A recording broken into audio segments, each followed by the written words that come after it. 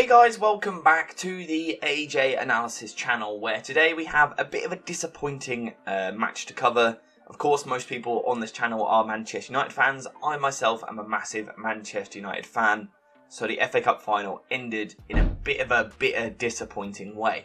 Today we're going to talk about kind of what went wrong. We're going to talk about why I think for large parts of the game Ten Hag got it really right, but also kind of two key errors which were made in the game, and also some really good changes from Guardiola in the game. Slight changes which a lot of people haven't noticed, but they really changed this football match. So that's what we're talking about today. Again, get your kind of thoughts in the comments down below. What are your immediate reactions? I done a live stream yesterday just after the game, which a lot of people seem to enjoy. The general kind of feeling was that it was just disappointment more than anything. A bit of anger directed towards a certain Spanish goalkeeper. But in general, the feeling was disappointment because it felt like United could have won this game.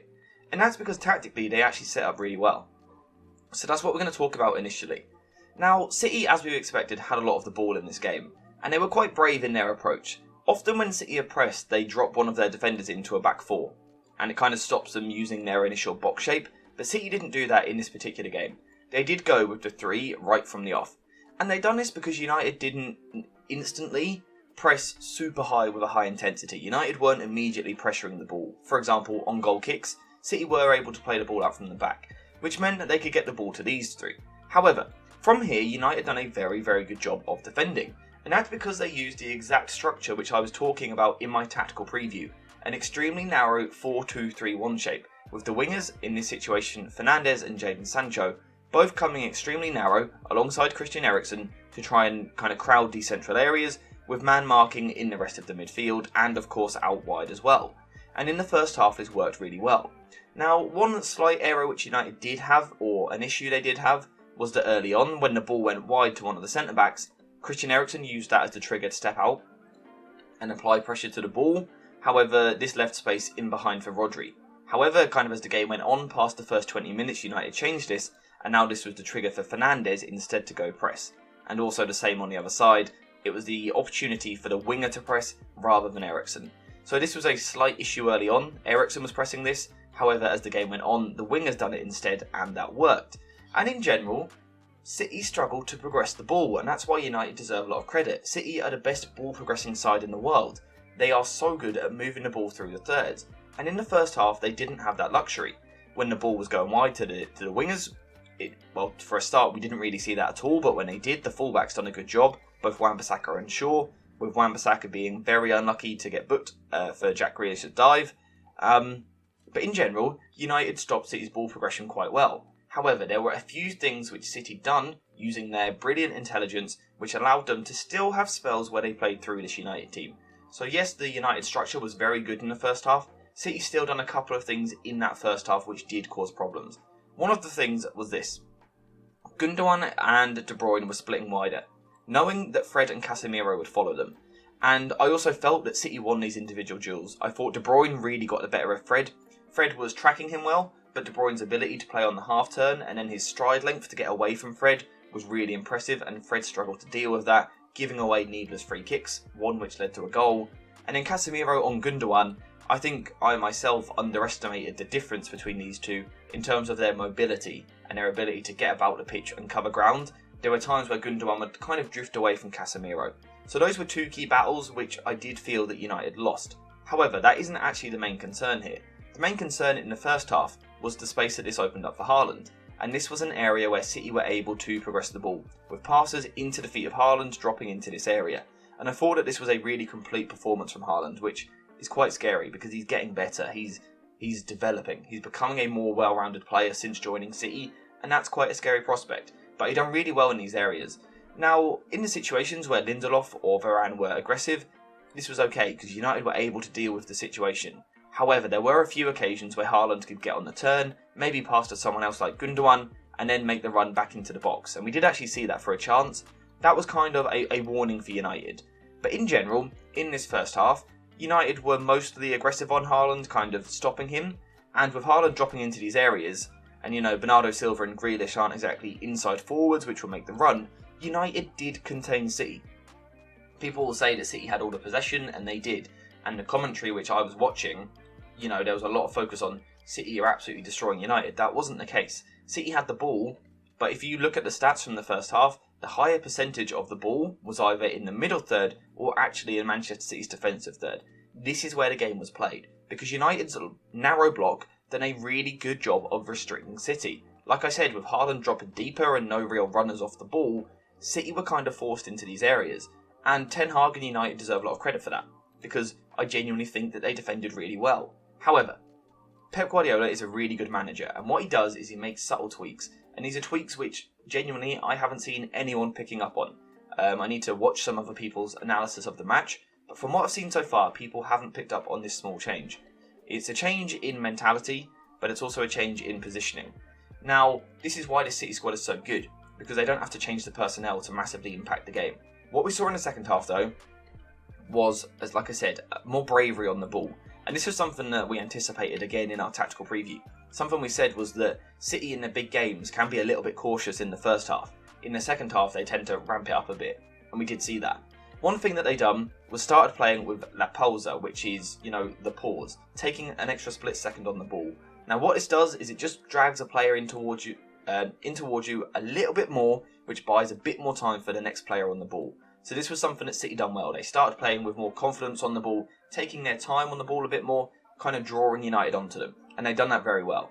This also coupled alongside the fatigue, which seemed to be setting into this United team, was about to cause big problems. The other thing you've got to remember is that Christian Eriksen and Casemiro, as good as they are, they struggle to get about the pitch. They cover a lot of ground, they work really hard, but in terms of mobility, they don't cover the ground at a high speed. Now, the other thing which happened, as well as this kind of mental approach of City being more composed on the ball, taking more time and being more brave to kind of draw the pressure onto them, we also saw a positional change, with Bernardo Silva dropping a lot deeper on the right wing. Now you might think the obvious solution to this is for Shaw to follow him, but we didn't really see that. Shaw was being forced back into these areas by the threat of Kevin De Bruyne, but also just the threat of Haaland being a presence in these areas. So Bernardo Silva was dropping deeper, Shaw couldn't go out and press him. One reason because De Bruyne, but like I said, also just because Shaw was worried about the threat behind him. Now what this does is it starts to open up United's block. So what United done really well in the first half was they stayed compact, narrow. When their ball went wide, that weren't too much of a problem. United were extremely narrow, blocking the passes in the centre of the pitch. That's what United done well in the first half. In the second half, Bernardo Silva's presence here, when Kyle Walker has the ball, it opens up United's block. Because now Jadon Sancho has a decision. Does he stick to John Stones, where he was sticking before, or now does he go towards Bernardo Silva? Because surely he can't just let Kyle Walker step forward with the ball here, pass to Bernardo Silva, and, let Bernardo Silva carry the ball up the pitch. So this is where City done very well at kind of changing United's block and really opening it up. Because now Jadon Sancho just steps a little bit when Kyle Walker has the ball. So now the structure from United isn't quite as compact. It gives Christian Eriksen a bit more ground to cover. It gives Casemiro more ground to cover. And then when kind of this movement happens, the ball's going to go in here. Bernardo Silva is then going to push a bit higher. Then De Bruyne will step in. But now it's too late for United. The block has already been stretched. Now City are 4 players in their box shape in the midfield. And now they can move the ball forward. The other thing we saw in the second half more was John Stones stepping forward. And in terms of his physical presence, Eriksen just couldn't deal with him. When either Stones or Rodri stepped forward, United didn't have the muscle to deal with it. Before we continue with the analysis, I want to talk to you guys about JerseyFIFA.com, the home of all of the greatest football kits. Whether that's the latest home shirts, the latest away shirts, tracksuits, or even retro kits, Jersey FIFA has a bit of everything. There really is something for everyone, so if you are interested, then make sure to use the link in the description down below and head to JerseyFIFA.com. Now again, all of this is combined with the fact that fatigue was clearly setting into this United team.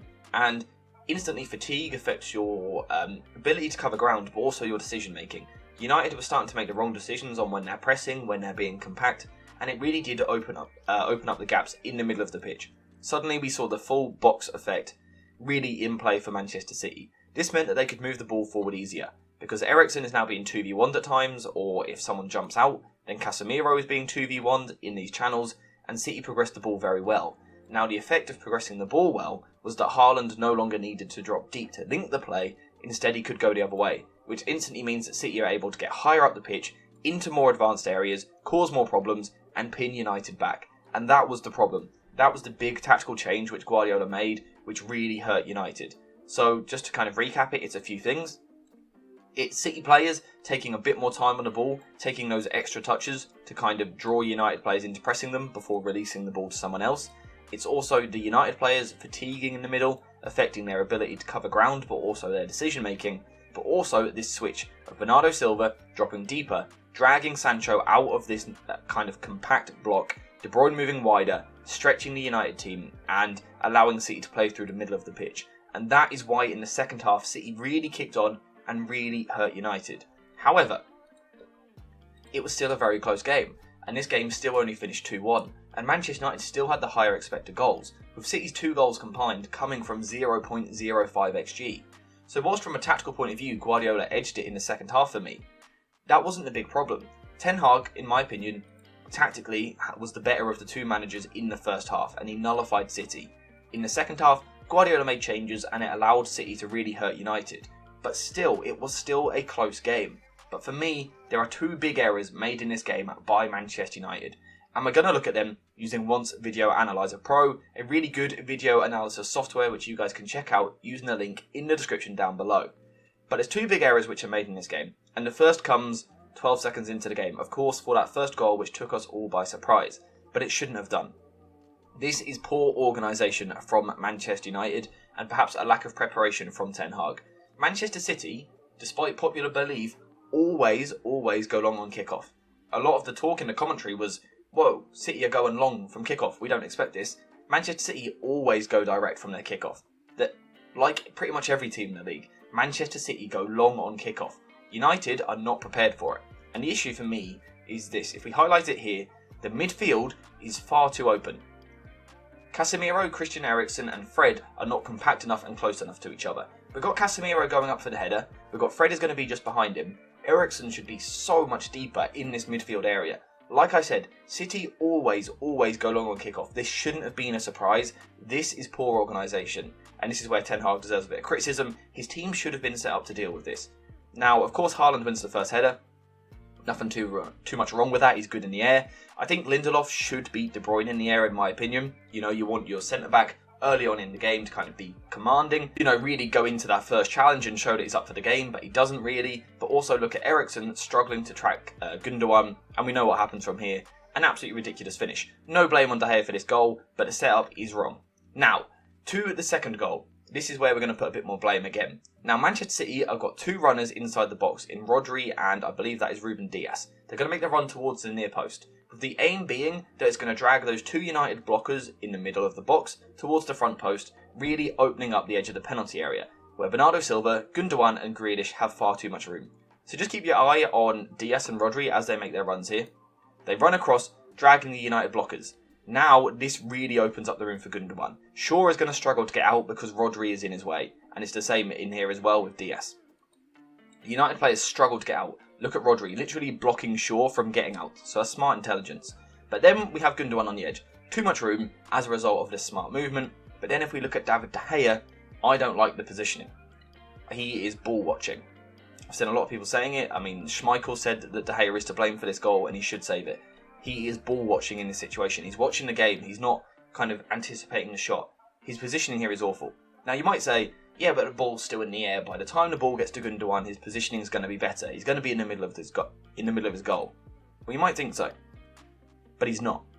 The ball has been struck and even bounced by this point, and he is still this far over one side. His footwork is then awful. He just doesn't get across the goal. It's awful. This ball goes in the back of the net in slow motion.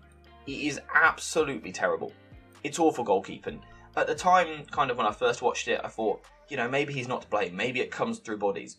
But his anticipation and his footwork just isn't good enough, unfortunately. And at the highest level, against the very best teams, despite the best tactical approach you can use, these moments decide big games. And Manchester United weren't there in the 2 big moments of the game. The setup from the kickoff was just wrong. Ten Hag deserves criticism for that. Then the second goal, for me, again, you can look at the structure of it. Players should be closer to the players on the edge of the box, but also David De Gea has an absolute mare. He really does. You can't really cover for that.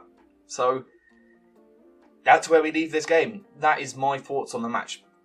That is how, for 45 minutes, Ten Hag done really well with his defensive shape, but how Guardiola made changes and then his team delivered in big moments. And that is how Manchester City won the FA Cup, and that is how we are going to finish the video. So thank you guys for watching. I hope you have enjoyed it, and as always, I will see you in the next one.